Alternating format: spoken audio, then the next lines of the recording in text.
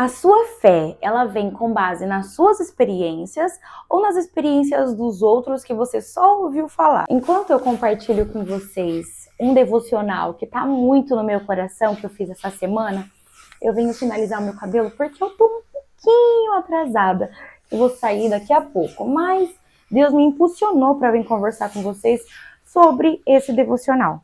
Sendo bem sincera, durante um determinado tempo da minha vida, eu vivia apenas existindo. Eu não tinha um propósito, eu tinha até medo de sonhar, porque eu sabia que naquela época, né, obviamente, os meus sonhos não se realizarão, os meus sonhos não se concretizarão, porque eu via muitas pessoas frustradas.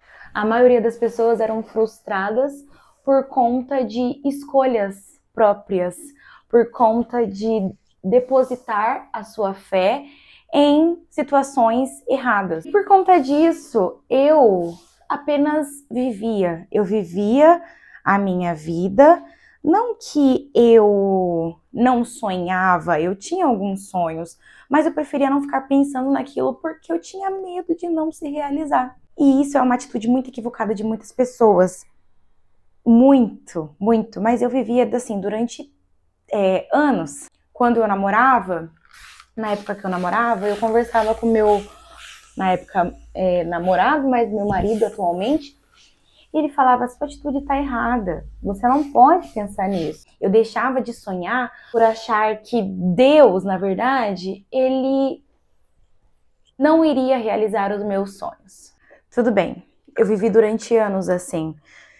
E eu vou falar pra vocês, não é legal viver assim durante anos, não é legal ter esse pensamento, pensar dessa forma, ainda mais durante tanto tempo. Eu acredito que foi uma experiência que Deus queria que eu tivesse para realmente ter fé. E por que ter fé? E não simplesmente começar a sonhar, ser uma grande sonhadora, ser uma visionária? Não, Deus queria que eu tivesse fé. Durante esse período, eu falava muito com o Senhor o que Ele queria que eu aprendesse durante essa jornada, de não acreditar no amanhã, de não sonhar, de só viver, porque o amanhã chegaria e eu estaria somente vivendo. Então eu comecei a perguntar para Deus o que Ele queria que eu fizesse, qual que era o objetivo do Senhor na minha vida. Então eu comecei a perguntar para Deus o que Ele queria que eu fizesse. Se Ele queria que eu tivesse sonhos, se Ele queria que eu voltasse a sonhar, e eu era muito nova. Eu estava ali na minha juventude, eu tinha acabado de entrar na minha juventude. E eu perguntava para Deus dessa forma, o que Ele queria que eu fizesse, a forma que Ele queria que eu sonhasse.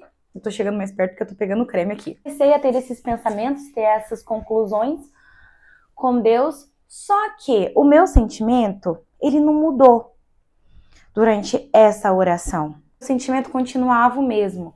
Eu ainda não acreditava no que Deus poderia fazer no meu amanhã. E minha perspectiva de vida não mudava em nada e eu só vivia. Forte isso porque eu ia a alguns cultos e Deus falava poderosamente comigo sobre sonhar, sobre voltar a sonhar. E eu tinha medo de sonhar, porque eu achava que Deus não ia realizar. Gente, era um pensamento assim, frustrante.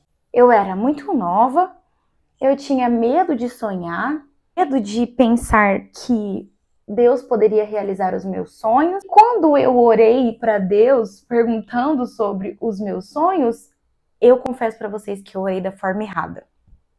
E é esse ponto que eu queria falar para vocês. Muitas vezes, nós estamos em uma situação pela forma errada de orar.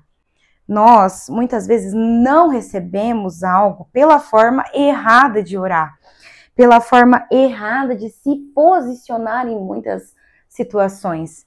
Eu digo, a maioria das situações, nós temos essa dificuldade de não saber se posicionar, de não saber o que realmente Deus quer de nós. Antes eu orava assim, Deus, realiza tal coisa, e não acontecia. Só que, com o tempo, com as conversas do William, com a forma que Deus foi me direcionando a um caminho diferente, eu fui vendo que a minha postura tinha que mudar. A minha postura como mulher, a minha postura como filha, a minha postura como serva, a minha postura tem que mudar. Vamos supor, quando estamos em algum lugar de trabalho, quando o nosso chefe não está gostando de alguma coisa, o que nós fazemos? A gente muda a estratégia. Quando nós estamos na escola, vou falar agora para as meninas mais novas, e algum professor não gostou de algo relacionado ao trabalho, o que a gente faz? A gente muda. Muitas vezes a gente coloca a mesma forma, só que de uma forma melhorada. E por que a nossa oração não deve ser dessa forma também? Por que a gente acha que nós não devemos mudar como cristão, com pensamento cristão? Nós devemos crescer tanto no conhecimento, mas nós devemos crescer na graça também. Nossa oração tem que mudar a partir do momento que a gente cresce como cristão, como filhos. Mamão com açúcar até quando? Não, a gente tem que se posicionar também. A partir do momento que a sua vida cristã, ela evolui, ela cresce, as suas experiências também. Muitas vezes eu falo para as minhas amigas, que é como se fosse um degrau. Só que o degrau, ele vai ficando mais alto, ele vai ficando mais difícil de ser alcançado.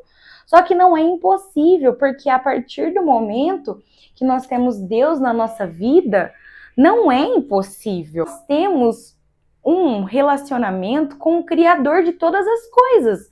Nós temos um relacionamento com o dono de todas as coisas. Muitas pessoas, muitas amigas não entendem que você tem um relacionamento com o Criador. Só que você tem o acesso direto com o Criador. Teve um dia, que eu lembro como se fosse hoje, eu entrei no meu quarto e eu orei. Eu orei assim, com o fundo da minha alma. Não vou sair desse quarto quando eu verdadeiramente entender o que é ter fé. É um pouco arriscado você fazer essa oração, tá? Só faça quando você realmente tem a certeza de que Deus vai falar com você, ou quando o seu coração estiver clamando mesmo. Pessoa que tem muito tempo pela frente, tenho muitos anos de vida ainda.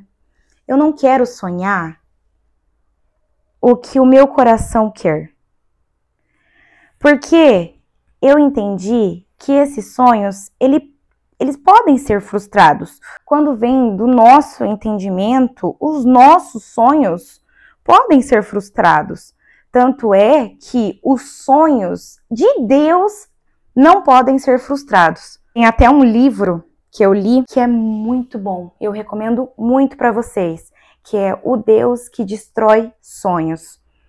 Depois de alguns anos que eu li esse livro, depois desse acontecido, mas aí eu comecei a perceber que os nossos sonhos, eles realmente podem ser frustrados, mas os sonhos de Deus não.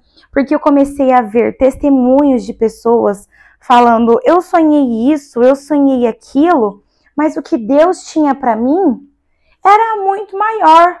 Eu sonhei aquilo, eu pensei que eu seria isso da minha vida, eu pensei que eu seria realizada se eu fosse, por exemplo, advogado, mas aí a pessoa fez um outro curso e viu que aquele curso era muito melhor do que ela estava imaginando que seria como advogada.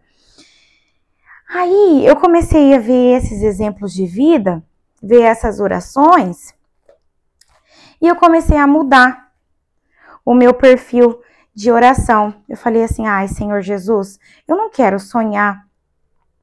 Eu não quero sonhar o que eu quero. Eu não quero pensar para a minha vida o que somente eu quero. Eu quero pensar para a minha vida o que o Senhor quer para mim. Eu comecei a ver os meus pensamentos se abrirem.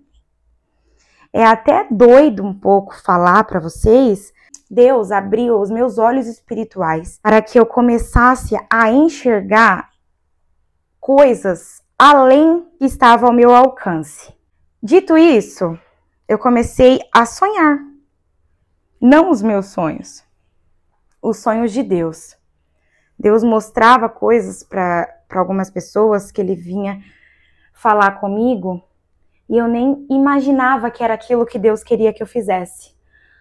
Mas ele realizou. Tem muitas coisas ainda que Deus vai realizar na minha vida, eu acredito. Mas eu cheguei a hoje, onde eu estou, casada, dona do meu lar, dona da minha família, que há um tempo atrás eu achava que isso nunca ia acontecer, que era muito impossível. Mas quando eu comecei a sonhar realmente os sonhos de Deus na minha vida, eu comecei a ver que a partir do momento que você sonha os sonhos de Deus, Ele se encarrega de realizar. Não é você, não é a minha força, não é a sua força, não são os seus pensamentos e muito menos não são as suas orações. É a forma que Deus quer que se realize na sua vida. Eu tô falando isso pra vocês porque o meu devocional essa semana teve um dia que, hoje já é quinta, foi na segunda-feira, que eu li a seguinte questão. Ora, a fé é o firme fundamento das coisas que se esperam e das coisas que não se veem. Quando você entende esse versículo, você começa a falar assim, vamos lá, vamos por parte. Ora, a fé é o firme fundamento. O que é fundamento? Os mais velhos podem até falar para você que o fundamento é a base. Quando você vai construir uma casa, o fundamento é a base. É onde nós vamos alicerçar a nossa... Vou usar casa porque é a base, é o alicerce. É aquilo que fica tudo embaixo, sabe assim? Que permanece, raiz. A fé é o firme fundamento das coisas que se esperam. Como se você estivesse em uma sala esperando o médico te atender. Esperando. Então, a fé é o firme fundamento das coisas que se esperam. É como se você estivesse literalmente esperando uma base, um alicerce para você e continuando. E das coisas que não se veem. Quando você realmente tenta entender esse versículo, você vê que ele não tem como entender. Porque a fé é a base de uma coisa que você está esperando e de uma coisa que você não sabe nem o que é. É bem louco, assim. Por isso que eu falo que para ser cristão você tem que ser doido, você tem que ser um pouquinho fora da caixinha. Porque quando você fala sobre fé, você fala sobre algo assim que não é natural, que não é visível aos nossos olhos. Quando eu entendi realmente, lendo esse versículo, eu continuei no capítulo 11 de Hebreus e vi no versículo 6 falando a questão. Porque sem fé é impossível, é realmente impossível, amigas, agradar a Deus. Tudo que há de bom em nós vem de Deus. Tudo que há de belo, agradável em nós vem dele. Então, sem fé, é impossível você agradar a ele. Independente de qual momento da sua vida você está, se você está sonhando, se você não está sonhando, saiba que a sua fé, ela tem que ter um fundamento. E aonde você está depositando esse fundamento? Que você venha depositar o seu fundamento, o seu alicerce, a sua raiz, a sua força e a sua coragem em Deus. E o resto você espera por aquilo que você com certeza já saiba que a vontade do Senhor é boa, perfeita e agradável. Então somente espera por aquilo que você não viu ainda, mas saiba que a vontade de Deus é boa, perfeita e agradável. É esse meu recado para vocês. Terminei de finalizar o meu cabelo e agora eu vou secar. Deus abençoe, amigas. Já se inscreve aqui no canal se você quiser, se você gostou, e comenta aqui embaixo exemplos de fé que você tem, que você já viveu ou que você já ouviu. Comenta aqui que vai ser para mim maravilhoso ler comentários, testemunhos de vidas que têm fé em Deus, de vidas com Deus. Deus abençoe. Beijos!